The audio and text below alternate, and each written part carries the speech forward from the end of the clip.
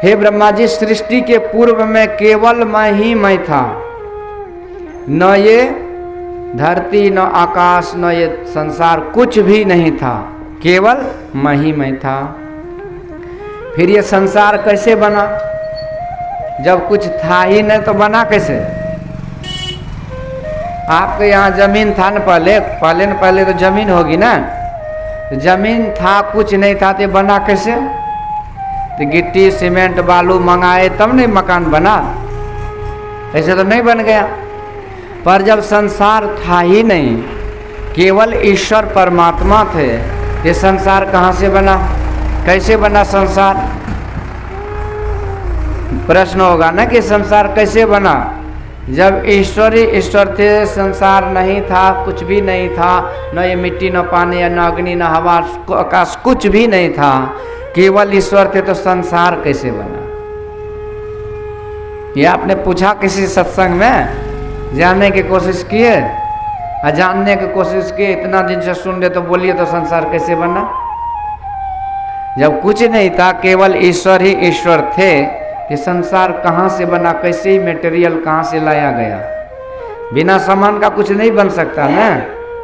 जो मूल चीज तो चाहिए जिससे हम बनाते हैं। जैसे कुम्हार है, कुम्हार मिट्टी लाया तब ना बर्तन बना। अब कुम्हार यदि मिट्टी नहीं लाए तो बर्तन कैसे बनेगा? सोनार ने सोना लाया खरीद के तब ने उसका आभूषण बनाया। तो इसी तरह जब कुछ भी नहीं था, केवल ईश्वर थे संसार बनने से पहले, तो फिर संसार कहाँ से बन गया? बड़ा गहन विषय है। यहाँ पर वेदांत कहता है, तदि आपते आप उपाया ना किछुते किछु कर दिखलाया। ईश्वर ने किसी से कुछ लेकर के कुछ नहीं बनाया, जो कुछ भी हुआ अपने आप में बन गए। कैसे बन गए? तो एको अहम बहुत श्यामा, मैं एक हूँ और बहुत हो जाऊं, ये संकल्प के और ईश्वर ही निमित्त और उपादान कारण बन गए संसार के। अब कहिए निमित्त और उपादान कारण क्या है?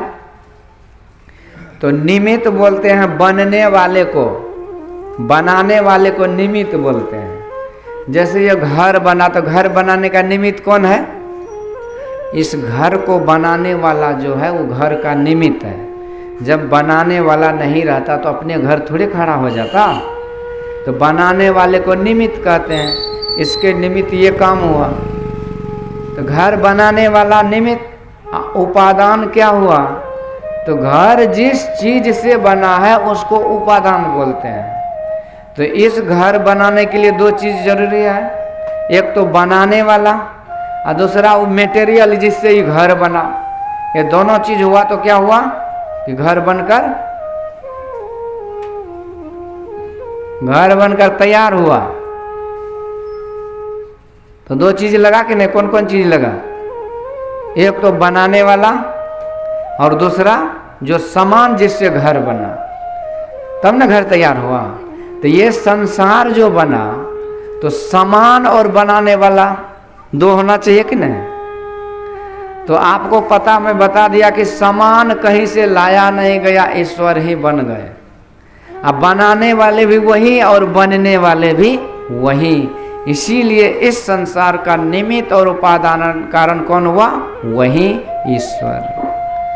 जैसे एक प्रसंग आता है कि भगवान जब वृंदावन में बाल लीला कर रहे थे, तो उस समय ब्रह्मा जी को मोह हुआ। ऐसा मोह हुआ कि भगवान ब्रजवासियों के साथ प्रेम भक्ति के साथ खा रहे थे। तो ब्रह्मा जी को लगा कि भगवान जो है नीति निर्माता हैं, वो किसी की जुठन कुठन नहीं खाते हैं, तो भगवान खा पी क्यों रहे हैं जुठा?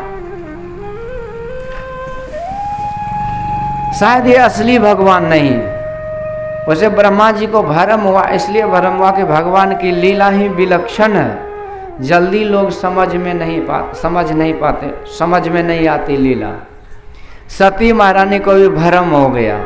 सती महारानी को इस बात से भ्रम हो गया कि सती महारानी ने कथा सुनकर आई थी, भगवान अनादि अनंत ईश्वर हैं, मायापति हैं, मायातीत हैं। परंतु जब देखा सती महारानी ने कि माँ जानकी का हरण हो गया और इसी वियोग में भगवान राम व्याकुल हो रहे हैं, तो भगवान शिव से पूछा कि जो नृप तनय सो ब्रह्म किमी नारी विरह मति भोर सुनत चरित महिमा लखत भ्रमत बुद्धि अति मोर। कहते जो नृप तनय है वो ब्रह्म कैसे हो सकता है, जो राजा का बेटा है वो ब्रह्म कैसे हो जाएगा। तो इसकी महिमा को सुनता हूँ और इसके चरित्र को देखता हूँ तो हमारी बुद्धि में भ्रम हो जाती है, क्योंकि महिमा तो अपरंपार है और चरित्र तो ये है कि अपनी पत्नी के वियोग में ही रो रहा है साधारण लोगों के तरह। पशु पक्षी से पूछ रहा है कि तुम मेरे सीता को देखे हो, हे खग मृग हे मधुकर श्रेणी तुम देखी सीता मृग नहीं। तो ये ब्रह्म तो हो नहीं सकता, क्योंकि ब्रह्म जो होते हैं वो शक्तिमान होते हैं, अंतर्यामी होते हैं, सब कुछ जानते हैं, पर ये तो कुछ जानते नहीं कि इसके घरवाली को कौन ले गया। तो ये ब्रह्म कैसे हो सकता है। तो भगवान कहते हे देवी पार्वती सुनो, तुम भ्रम मत करना, ये वही भगवान है जिसकी कथा हम लोग अगस्त ऋषि से अभी कुंभज ऋषि से मलय पर्वत पर सुन के आए। ये वही ब्रह्म राम है, ये माया कर रहे हैं, लीला कर रहे। सती बोली मैं नहीं मानते। तो भगवान कहते हैं जो तुम्हारे मन अति संदेहु अतो किन जाए परीक्षा ले। यदि तुम्हारे मन में उतना संदेह है, भरम है, तो जाके परीक्षा ले लो, पता चल जाएगा कि असली है कि नकली है। तो सती चली गई पर सीता महारानी का रूप बना ली। अब भगवान जब देखते हैं तो पहचान गए और कहते हे देवी आप यहाँ तो भोलेनाथ कहाँ। और सती को लगा कि मैं सकल सूरत से तो सीता जी हूँ, नकल तो सीता जी की है, फिर ये पहचान कैसे गए। किसी ने कहा देवी जी आपने, माता जी नकल तो आपने सीता की लेकिन अकल नहीं हुआ, क्योंकि सीता महारानी भगवान के पीछे चल रही थी, आप भगवान के आगे आगे चल रहे हो। नकल में भी अकल चाहिए ना। तो भगवान जब जान गए तो सती महारानी घबरा गई, आंख बंद कर ली। तो जैसे नेत्र बंद करती है तो अंदर में भी भगवान राम, माँ जानकी और लक्ष्मण जी, आंख खोलते तो बाहर में भी तीनों का दर्शन। सती को लगा कि सीता महारानी का तो हरण हो चुका, पर ये तीनों का दर्शन में भीतर बाहर कैसे कर रही हूँ। अब डर हुआ, भय हुआ कि शायद मैंने गलती कर दी कि साक्षात भगवान नारायण को साधारण राजकुमार समझ के इसकी परीक्षा ले ली, जबकि हमारे भोलेनाथ ने मना किया था, मैंने नहीं माने। और घबरा करके सती महारानी वहां से चली गई। भगवान जहां बैठे थे, क्योंकि भगवान जानते थे कि सती आज परीक्षा लेने जा रही है, आज इसका भविष्य अच्छा नहीं होगा, इसलिए कि आज ये बहुत कुछ ऐसा काम करने जा रही है जो नहीं करना चाहिए। तब तक में सती महारानी आई तो भगवान पूछते हैं कि देवी जी परीक्षा हो गई। तो सती महारानी ने झूठ बोल दी, कछु न परीक्षा लेन गोसाई अकिन्ह प्रणाम तुम ही की नाई। कहते हे गोसाई, हे प्रभु मैंने कोई परीक्षा नहीं ली, आप ही के तरह मैं भी सच्चिदानंद, जय सच्चिदानंद मन भावन, अस कहो चलो मनोज न सावन, जय सच्चिदानंद करके मैं भी प्रणाम करके आ गई। पर देखिए ये कथा सतयुग की है, हाँ उस सतयुग में भी सती महारानी जैसे अर्धांगिनी भगवान की, वो भी आज झूठ बोल देते हैं। परीक्षा तो ली थी ना, क्या बोली, नहीं ली। तो झूठ जो है ना परिवार में, ये खटाई का काम करता है। दूध में पानी है कि नहीं, छेना फाड़ते तो पानी निकलता है, इसका मतलब दूध में पानी है, उसका दही जमाइए, जो कुछ भी बनाइए बन जाएगा।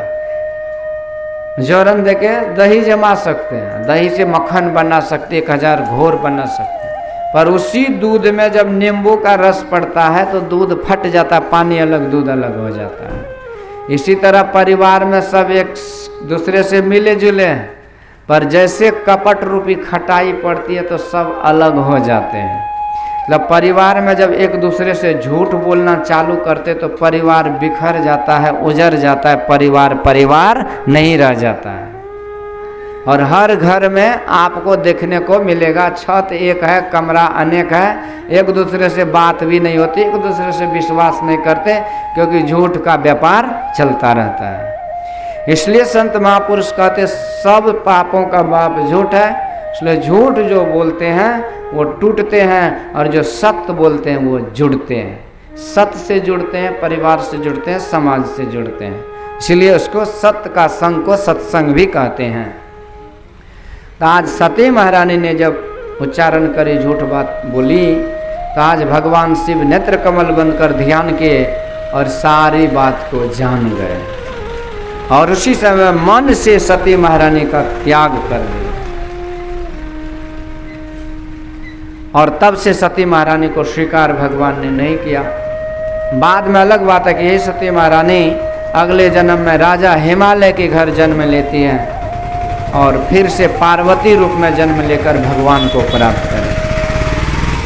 तो मैं कह रहा था कि बड़े बड़े ज्ञानी ध्यानी भी भगवान की लीला को देख करके भ्रम में पड़ जाते हैं कि असली है कि नकली है, मोह में पड़ जाते हैं। तो हरि ने जन्म दियो जग माही, गुरु ने आवागमन छुड़ाई। हरि ने कर्म भर्म उलझायो, गुरु जोगी कर सभी छुड़ायो। यही कर्म भरम में बड़े से बड़े ज्ञानी ध्यानी लोग उलझा जाते हैं, उलझ जाते हैं, भगवान की स्वरूप को समझ नहीं पाते हैं, उसका दर्शन करके भी भरम रहता है। तुलसीदास जी महाराज दर्शन किए थे हनुमान जी महाराज की कृपा से। तो भगवान आते हैं अश्व पर सवार होकर, और सामने से तुलसीदास जी महाराज के गए, और तुलसीदास जी ने नहीं पहचाना। तब हनुमान जी ने संकेत दिया कि चित्रकूट के घाट पर भई संतन की भीड़, तुलसीदास चंदन घिसे तिलक देत रघुवीर। तब पहचान में आया। तो संत महापुरुषों की कृपा से पहचान पाते हैं, नहीं तो भगवान का दर्शन करके भ्रम हो जाता है। तो यही ब्रह्मा जी को भ्रम हो गया कि ये भगवान असली है कि नकली है, क्योंकि तो जूठा न खा रहे हैं, बल्कि भगवान जूठा थोड़ी खाते हैं। ये जो आप प्रसाद चढ़ाते हैं, मिश्री दाना या हलवा या फल फ्रूट, ये कुछ भी चढ़ाते हैं, ये प्रसाद क्या जूठा होता है? ये प्रसाद जूठा नहीं होता है, ये पहले जूठा था। अच्छा बोलिए, मिश्री जहाँ से खरीद के लाते हैं उस फैक्ट्री में देखें कैसे बनता है मिश्री, उसमें लात जूता पड़ता है, उस पर जैसे तैसे गंदा संदा गने को पेड़ आ जाता है, कितने जीव जंतु केमिकल फेविकल सब कुछ उसमें रहता है। वो शुद्ध नहीं मान सकते आप उसको, कोई भी चीज़ दुनिया में उतना शुद्ध नहीं है। फिर भी कहते हैं जो घर का बना वस्तु है वो 99-90% शुद्ध होता है। इसलिए प्रायः संत महापुरुष कहते हैं घर के वस्तु को खाना चाहिए, बाजार के चीज़ को कम उपयोग करना चाहिए। पर वैसे जो हकीकत में देखो तो सब कुछ 100% शुद्ध नहीं होता। पर वही चीज़ जब हम भगवान को समर्पित कर देते हैं तो भले ही विषाक्त क्यों न हो, पर वो समर्पित करते हैं वो अमृत हो जाता है। राणा ने विष दिया मानो अमृत पिया, मेरा रानी दीवानी कहने लगी। विक्रम राणा ने विष दिया था और बोल दिया था कि ये भगवान का चरणामृत है, पान कर लो। मीराबाई ने ये सुन ली और उसी समय विश्वास हो गया यदि भगवान का के चरणों में चला गया तो सचमुच ये चरणामृत ही होगा। और वो विष पी ली और मीरा जी को मरना चाहिए, पर मीरा जी अमर हो गई। तो कुछ भी संसार का चीज जब भगवान के चरणों तक पहुंच जाता है, समर्पित हो जाता है, तो वो विष नहीं रहता, वो अशुद्ध नहीं रहता, वो जुट्ठा नहीं होता, वो पवित्र हो जाता, वो प्रसाद हो जाता।